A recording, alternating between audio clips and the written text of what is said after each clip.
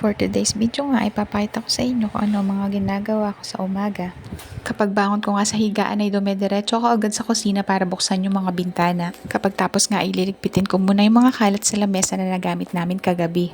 Kasama na nga rin dyan yung mga diaper na nagamit ni Ellie magdamag. Talaga nga namang struggle sa ating mga mami tuwing umaga kung ano nga ba ang lulutuin na pwedeng almusalin.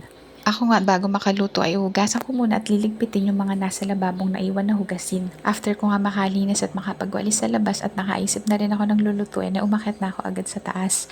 Itlog at hotdog na nga lang ang lulutuin ko para sa almusal. Healthy naman din kasi ang itlog kahit araw-arawin mo pa. Meron nga isang mami na nagchat sa akin sa messenger kagabi na nag-request na baka daw pwedeng i-house tour ko siya lalo daw sa may kitchen area. Medyo nahiyang ako dahil nga maliit lang yung kitchen namin at makalat pa. Saka na nga lang kita pagbibigyan kapag sariling bahay ko na, i-claim na muna natin yan. Mas masarap kasi ipagyabang yung mga bagay na pinaghirapan mo dahil sa sipag at tiyaga. After ko nga mailuto yung hotdog at saka itlog ay nagsaing na nga rin ako dyan. Paunti-unti nga rin sinain ko dahil nga natatakot ako mapanisan kami ng kanin. Sa mahal nga ng bilihin ay nakakatakot mapanisan at masiraan ng pagkain. O siya, next time na lang nga ulit tayo magkwentuhan. Yun lang muna. Salamat!